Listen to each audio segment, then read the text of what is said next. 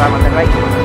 Päris see Kasari suurkanal, seal on päris suur, olen veel Eestis ka muidugi, hästi varieeruv, aga seal võib olla kuni 4,5 meetrit, kui on vähe kõrgem.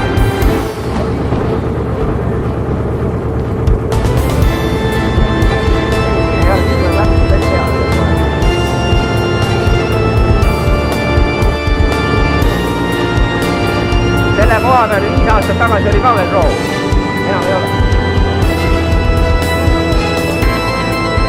No, oleneb sellest maa kasutajast, et millal või kas ta küll hakkab laiendama või hakka, et siia roostiku sisse karjaaeda ehitada, see on paras hullumaja.